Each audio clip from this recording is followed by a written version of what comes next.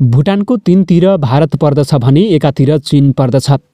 एसियाका दुई शक्ति राष्ट्रको बीचमा करिब 8 लाख जनसङ्ख्या भएको यो राजतन्त्रात्मक देश भारतसँग बढी नजिक रहिआएको छ।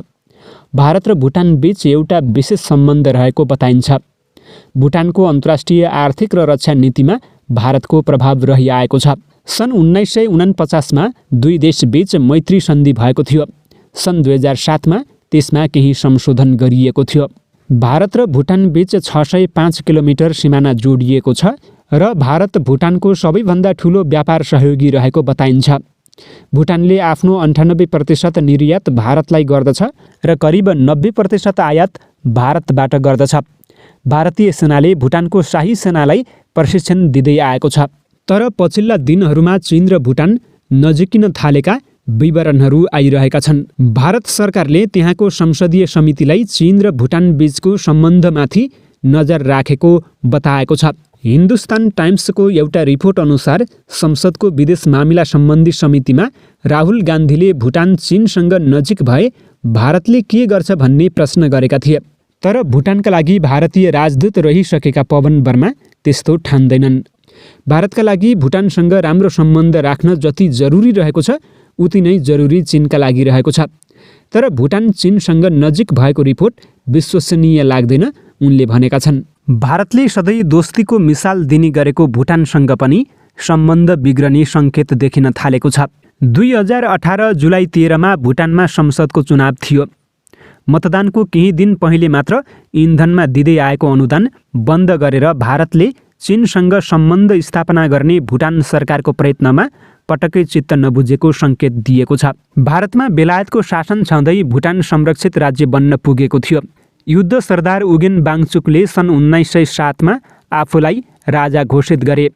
सन् 1910 मा ब्रिटिस भारत र वाङचुकले सन्धि गरे। त्यसमा भुटानको आन्तरिक मामिलामा बेलायत सरकारले हस्तक्षेप नगर्ने तर विदेश सम्बन्धमा भुटानले बेलायतको सल्लाह मान्ने प्रावधान थियो। यसैको परिमार्जित रूप सन् 1949 मा भुटान र भारत बीचमा भएको शान्ति तथा मैत्री सन्धि हो। त्यसपछि 3वटा राजा फेरिए तर भारतसँग भुटानको सम्बन्ध निकटतम रहिआएको छ, लगभग संरक्षित राज्यको हैसियतमा। भुटानमा राजाको निरङ्कुश शासन रहुन्जेल भारतसँग सम्बन्ध बिग्रेन। बङ्गलादेशलाई मान्यता दिने पहिलो मुलुक भुटान थियो। त्यसलाई संसारले प्रकारान्तरले भारतकै मान्यता ठानेको थियो। तिनै ताकाका मुक्ति बाहिनीको भेषमा लुङ्गी लगाएर भारतीय गोर्खाली सैनिक समेत पूर्वी पाकिस्तान पसेका थिए।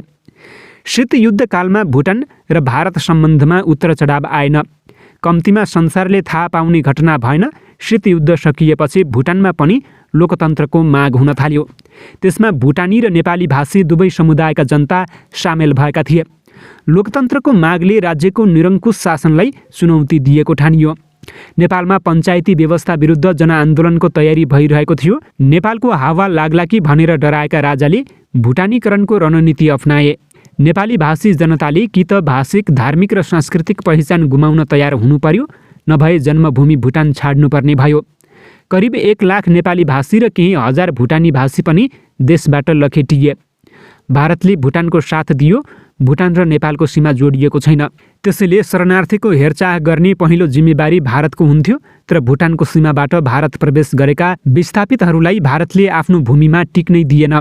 भारत आइपुग्ने बित्तिकै तिनलाई ट्रकमा हालेर नेपालको सीमामा ल्याएर छाड्यो। यसरी 1 लाख भुटानीलाई भारतले नेपाल ल्याएर छाड्दा पनि संसारमा कुनै मुलुकले तिनका मानव अधिकारको कुरा उठाएनन्। 2008 को निर्वाचनमा दरबार समर्थक डिपिटी पार्टी विजयी भयो। पहिले भारतले अनुदानका रूपमा भुटानका परियोजनामा लगानी गर्थ्यो। अहिले ऋणको रूपमा लगानी गर्दछ। भुटानले बिजुली निर्यात गरेर त्यो ऋण तिर्ने गर्थ्यो। तर बिजुलीको दर कम हुँदा भुटानमा असन्तुष्टि बढ्दै गएको छ।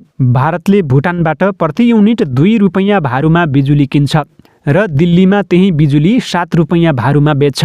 त्यसैले भुटानले 3.5 वा 4 रुपैयाँ भारूमा किनिदिन आग्रह गरिरहेको छ।